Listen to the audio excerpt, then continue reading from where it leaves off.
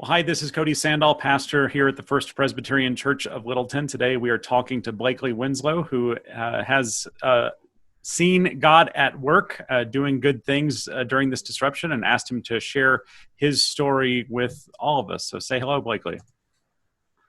Hello, everyone. Yes. So I think it's a great question because one of the things that's really a temptation during this time is to feel like God is somehow absent or we're having trouble finding God because of all the terrible things that are going. But I've definitely seen God at work, and I just wanted to share a couple of ways that I've noticed that in the recent weeks. And one of them is through the concept of slowing down. I'll even use the word Sabbath because I really feel like that is what God has been teaching me about, the value of taking Sabbath time. Because my schedule, I work in campus ministry at CU Boulder, and usually, it's a really busy schedule. I'm driving back and forth between Littleton and Boulder, doing things with students. And so frequently I find myself worn out and not getting the time with God that sometimes I need to refresh, to recharge spiritually.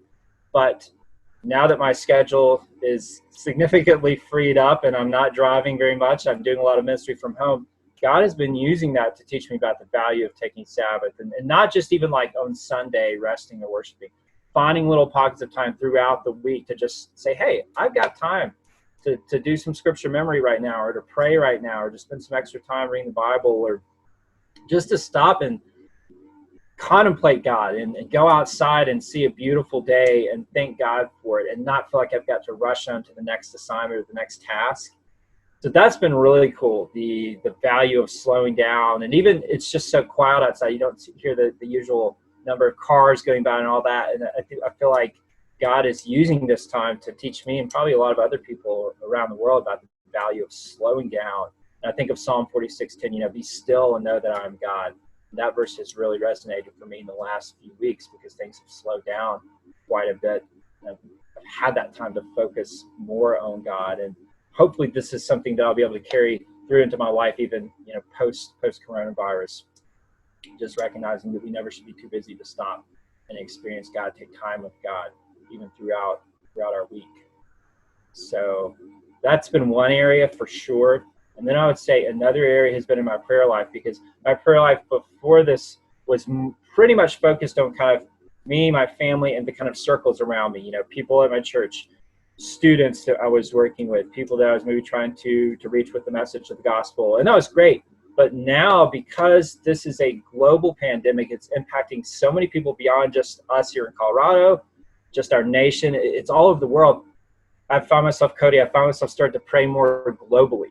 And, Paul talks about this. He tells us, Romans 13, pray for those in positions of power, pray for our rulers, and have really started to do that more, praying for, for the governor, praying for the president, and praying for leaders, though, around the world, because we're all kind of in this together. And it's not just about how the U.S. handles it, it's about how people around the world handle this. And I'm finding myself praying, not only for wisdom in people in political positions to help know how to respond and deal with the pandemic, but I also feel like this may be a moment where people around the world are more open to God than ever before. People are facing the brevity of life. They're facing questions of their own mortality. And so I feel like my prayer life has become more globally focused, because I'm thinking, God, how can you use this to glorify your name in places where maybe people haven't been thinking about you very much?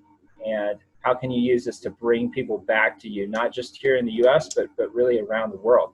So it's expanded, the coronavirus has expanded the scope of my prayer life, you could say. And I can't really think of anything else that probably would have had that impact except a global event like this. So I think God has definitely used that in my own life to say, hey, I'm so much bigger than what's happening just here in Littleton, or even what's happening just here in the U.S.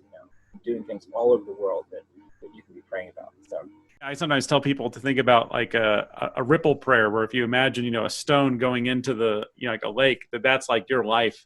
But then how can your prayer ripple further out, and kind of like you're saying, encompassing the entire globe, as getting, a glimpse of God's perspective right through this. So right. Yeah, thank you for sharing both of those ways. Yeah, the value of slowing down and expanding prayer. Both of those are fantastic ways of seeing God during this time. Hopefully it encourages other people, and also will be on the lookout for other good stories from people in the church, and hopefully we can collect some more God sightings, if you will. Thank you once again, Blakeley, for sharing your story. Absolutely. Yeah. Thank you for having this idea. It's a great way to encourage people. I'm glad we're able to share this virtually.